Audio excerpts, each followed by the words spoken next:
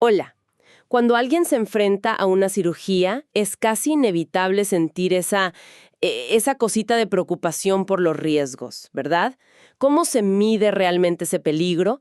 ¿Cómo saben los médicos, los equipos, qué tan riesgoso es para esa persona en particular? Hoy vamos a meternos de lleno en eso. La evaluación preoperatoria. Y ojo, no es solo llenar papeles, ¿eh?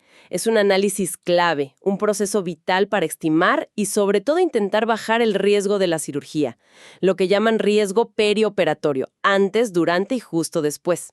Para esta charla tenemos un material súper interesante de la Universidad Pablo Guardado Chávez, un caso clínico muy detallado y un resumen sobre evaluación preoperatoria, ambos de Marta A. Navarro Ocampo. La idea hoy es entender cómo el personal de salud usa métodos bien estructurados, como las famosas escalas de riesgo, para tomar decisiones más seguras antes de entrar al quirófano. Y lo vamos a ver con un ejemplo real bastante complejo. Bueno, vamos a desmenuzar esto. Una idea fuerte del material es que no se puede improvisar. Se necesita un análisis, digamos, sistemático del caso antes de operar. ¿Por qué es tan importante? Bueno, porque te permite conectar la teoría, los libros, con la realidad única de ese paciente. Ayuda a ver ordenadamente los peligros y decidir qué estudios hacen falta de verdad, sin pasarse ni quedarse corto. Exacto. Y lo interesante no es solo hacer una lista de las enfermedades del paciente. Se trata de seguir un proceso, un camino bien definido. Esto arranca con una buena historia clínica, lo que llamamos anamnesis. Después, sigue con clasificar el riesgo de forma objetiva, usando estas escalas que mencionabas. Si hace falta, se consulta a otros especialistas. Y al final, se piden los estudios complementarios, pero bien justificados. Todo este caminito, este enfoque integral, es lo que lleva a un plan para la cirugía que sea personalizado y, lo más importante, más seguro. Entendido. Buenísimo. Vayamos entonces al caso clínico que nos va a servir de guía. Es un señor de 72 años. Lo programaron para una colecistectomía, o sea, le van a sacar la vesícula biliar. Y es una cirugía electiva, planeada, no es una urgencia. Pero acá es donde la cosa se pone, digamos, más densa. Este señor viene con una mochila médica pesada. Tiene varias condiciones importantes juntas, lo que se llama comorbilidades. Primero, una diabetes mellitus tipo 2, de larga data, y el punto crítico es que está mal controlada. Muy mal controlada, sí. Los niveles de azúcar, tanto el promedio de los últimos meses, la famosa hemoglobina A1C, como los del día a día, están altísimos, muy por encima de lo ideal. Eso habla de un mal control crónico. Exacto. Y eso ya es un factor de riesgo importante por sí solo. Segundo, tiene hipertensión arterial sistémica desde hace 15 años. Toma medicación, pero igual su presión sigue alta, en 140/100. Que tampoco es ideal para entrar a cirugía, claro. Tercero, y esto es una luz roja gigante. No. Tiene un antecedente cardíaco muy serio, un infarto agudo al miocardio, en la cara inferior del corazón, y lo tuvo en los últimos 6 meses. Eso es clave.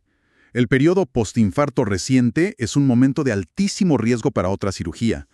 6 meses es muy poco tiempo. Cuarto, tiene síntomas ahora mismo que preocupan mucho. Desde hace 3 meses le falta el aire, tiene disnea, siente palpitaciones y una fatiga, un cansancio que le limita mucho sus actividades diarias. Todo eso junto suena fuerte insuficiencia cardíaca, ¿no? Que el corazón no está bombeando bien. Totalmente. Y quinto, para completar el cuadro, últimamente tuvo síntomas de la vesícula, cólicos biliares en las últimas 2 semanas. Por eso la cirugía.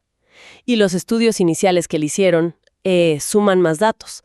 Las pruebas del hígado. Las de función hepática. Sí, transaminasas un poquito movidas. Sugieren cierto estrés en el hígado, pero no parece ser lo principal acá. No, el foco parece estar en otro lado.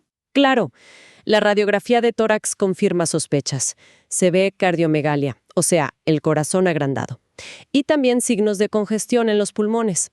Eso apoya fuerte la idea de la insuficiencia cardíaca. Sí, coincide con los síntomas que describías. El electrocardiograma, el ECG, muestra un ritmo de base normal, sinusal, pero Pero deja ver las cicatrices del infarto viejo. Y también sugiere que el músculo del ventrículo izquierdo está engrosado, lo que llamamos hipertrofia ventricular izquierda. Ok. Y como dato, bueno, la función de los riñones parece estar bien, la creatinina es normal y las pruebas de coagulación también están normales. Algo es algo, ¿no? Al menos riñón y coagulación parecen estar en orden por ahora.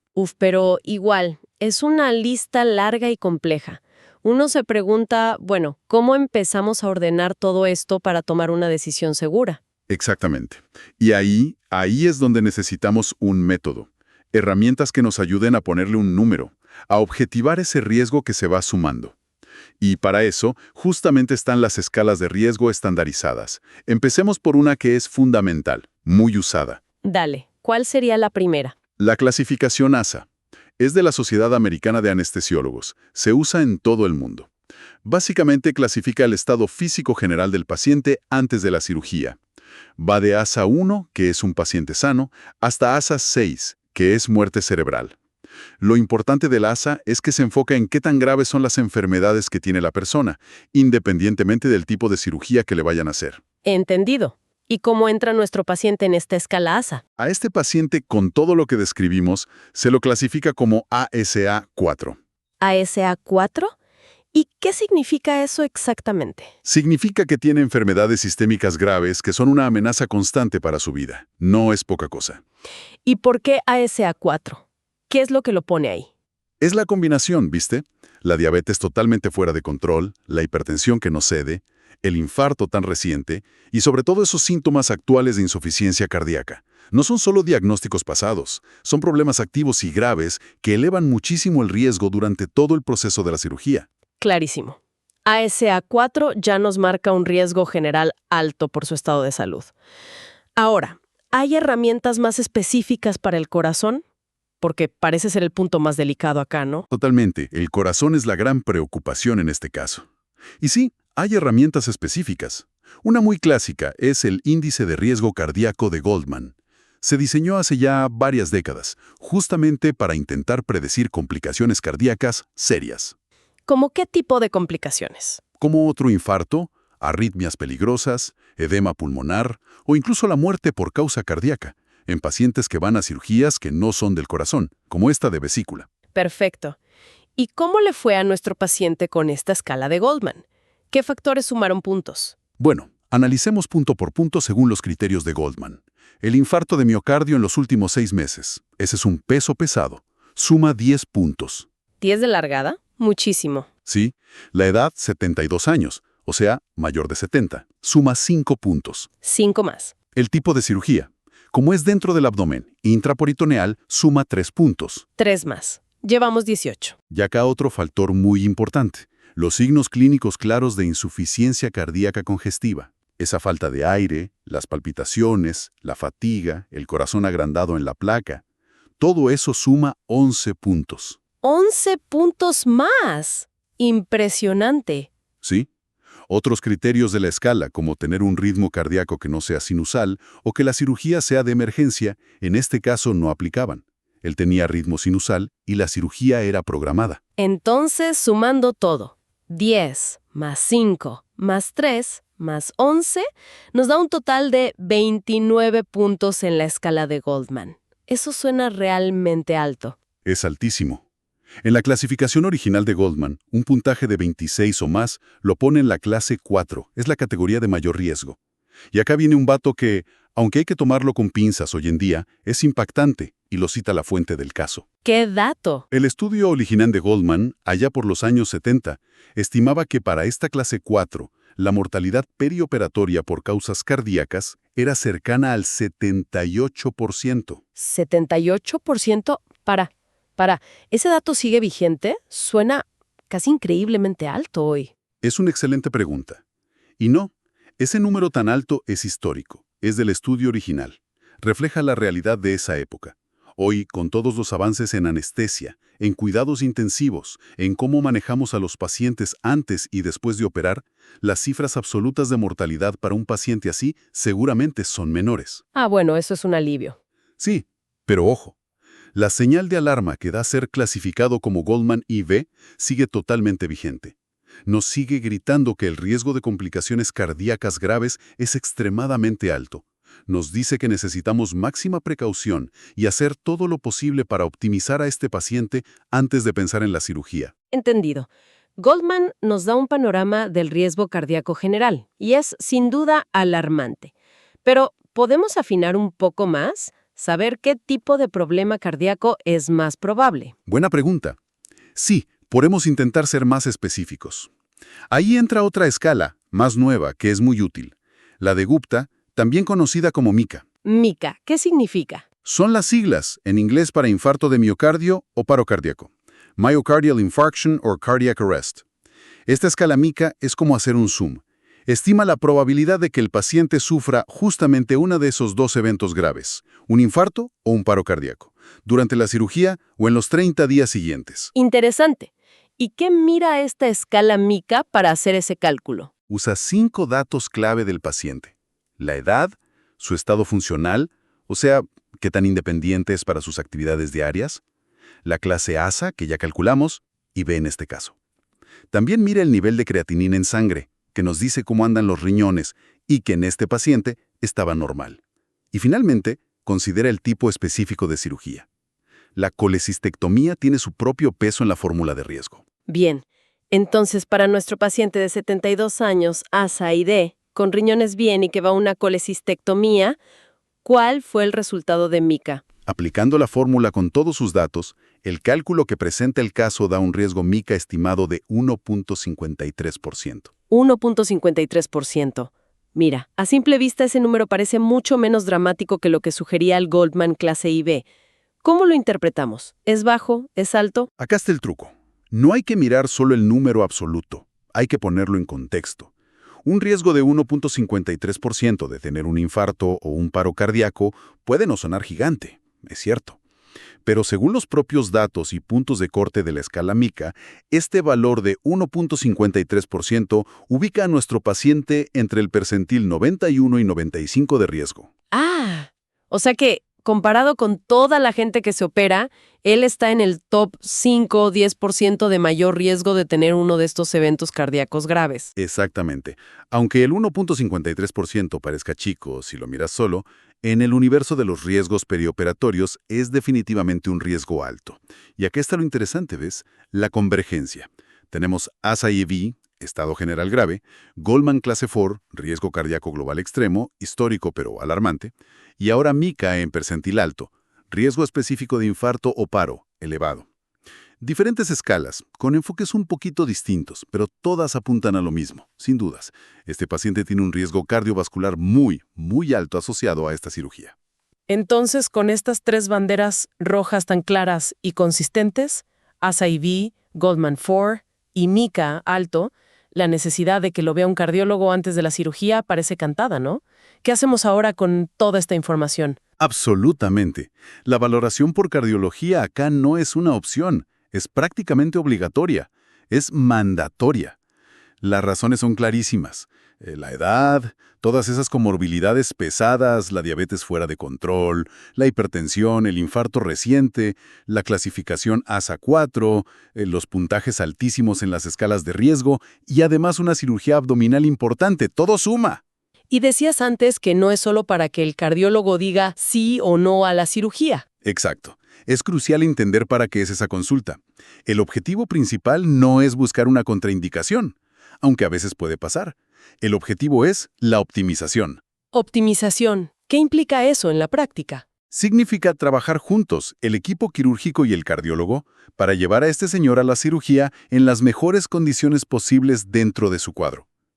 Esto incluye, primero, que el cardiólogo use su experiencia para estratificar aún mejor el riesgo cardiovascular individual de este paciente. Segundo, decidir si hacen falta más estudios del corazón antes de operar. Tercero, y muy importante, ajustar el tratamiento médico. Podemos mejorar ese control del azúcar antes de la cirugía. Hay que ajustar los remedios de la presión. Sería bueno agregar o cambiar alguna medicación como los betabloqueantes que a veces protegen el corazón durante la cirugía. Y finalmente, sí, obtener el visto bueno del cardiólogo, pero un visto bueno informado, que diga, ok, hicimos todo lo razonable para minimizar los riesgos, podemos proceder con cautela. Tiene toda la lógica, preparar al paciente lo mejor que se pueda. Y hablando de esos estudios adicionales que podría pedir el cardiólogo, ¿Cuáles sugiere el material fuente para este caso en particular? El material, que se basa en guías clínicas importantes como las de la Sociedad Europea de Cardiología, la ESC, propone un enfoque como por pasos, escalonado. Primero, algo básico e indispensable para él, un electrocardiograma, ECG, en reposo. Es estándar por la edad y todos los factores de riesgo que tiene. El SG de base. Exacto. Segundo, como altamente recomendados en este paciente en particular, un ecocardiograma transtorácico. Una ecografía del corazón. Sí, es fundamental acá por la edad, la diabetes, ser ASA 4 y, sobre todo, por esos síntomas que tiene de insuficiencia cardíaca. El eco nos deja ver cómo está la fuerza del corazón, la fracción de eyección, cómo funcionan las válvulas, si hay presión alta en las arterias pulmonares, mucha información clave. También, en este grupo de altamente recomendados, entran los biomarcadores cardíacos preoperatorios. ¿Qué son esos? Son análisis de sangre. Los más conocidos son la troponina y el BNP, o su primo, el NT-proBNP. Son proteínas que libera el corazón cuando está sufriendo daño o está bajo mucho estrés. Medirlos antes de la cirugía sirve para saber cuál es su nivel basal, su punto de partida. Así, si después de la cirugía suben, es más fácil detectar si hubo algún problema cardíaco durante el proceso. Es como poner una alarma temprana. Entiendo. Tener una referencia. ¿Y después de eso? Después, en un tercer nivel, a considerar, estaría alguna prueba de esfuerzo. Podría ser la típica cinta, la ergometría, o pruebas más sofisticadas con imagen y estrés farmacológico, como un ecoestrés. Esto se plantearía sobre todo si se confirma que el paciente tiene muy baja capacidad funcional, o sea, si se cansa muy fácil, con esfuerzos mínimos, lo que a veces se mide en METs. O también si sus síntomas, la falta de aire, las palpitaciones, sugieren fuerte que el corazón no recibe suficiente sangre cuando se esfuerza, lo que llamamos isquemia. La idea es ver cuánta reserva tiene su corazón. Y ya lo último, lo más avanzado. Exacto. Estudios más avanzados, como mirar directamente las arterias coronarias con una tomografía computada, un angiotac coronario o un cateterismo cardíaco. Eso solo se plantearía si toda la evaluación previa hecha por el cardiólogo sugiere muy fuerte que hay una enfermedad coronaria importante que quizás necesite tratarse antes de la cirugía de vesícula. No son estudios de rutina para nada. Perfecto, quedó clarísimo el caminito. Resumiendo un poco el viaje que hicimos, arrancamos con un paciente complicado, un hombre mayor con un montón de problemas de salud serios. Vimos cómo usar de forma sistemática las escalas de riesgo ASA, Goldman, Gupta, Mika. Nos ayudó a pasar de esa lista de problemas a ponerle un número, a cuantificar objetivamente su alto riesgo, sobre todo el cardíaco. Y entendimos por qué esa señal de alarma justifica sí o sí una evaluación a fondo por cardiología, incluyendo estudios específicos como el ECG, el eco y los biomarcadores. Todo con el objetivo de buscar activamente cómo bajar ese riesgo antes de llevarlo al quirófano. Exacto. Y si lo conectamos con lo que decíamos al principio, el gran valor de seguir este proceso, este método, es que transforma la preocupación y la incertidumbre en un plan de acción concreto. Identificas el riesgo de la manera más objetiva posible y tomas pasos específicos basados en evidencia, las interconsultas, las pruebas, para optimizar al paciente. El objetivo final es uno solo y es clarísimo: aumentar la seguridad y disminuir la chance de que tenga complicaciones graves. Es un pilar fundamental de la atención segura alrededor de una cirugía. Recapitulemos entonces lo más importante de este análisis. Exploramos la evaluación preoperatoria con el caso de un hombre de 72 años con una historia médica compleja: diabetes, hipertensión, infarto reciente, síntomas de insuficiencia cardíaca. Necesitaba una cirugía de vesícula. Vimos cómo las escalas ASA, Goldman y Mika coincidieron en marcar un riesgo quirúrgico alto, muy enfocado en lo cardiovascular. Y subrayamos por qué una valoración detallada por cardiología, con estudios como ECG, ecocardiograma y biomarcadores, es crucial antes de seguir adelante. La meta: optimizar su condición y hacer la cirugía lo más segura posible. Y para cerrar, quizás una reflexión para quienes nos escuchan. ¿De qué manera el entender un poco mejor cómo funcionan estos procesos detallados de evaluación antes de una cirugía podría cambiar las conversaciones que la gente tiene con sus médicos? ¿Será que saber que existen estas herramientas, como las escalas de riesgo, podría dar más confianza para preguntar específicamente sobre los propios factores de riesgo y sobre cuál es el plan concreto para manejarlos?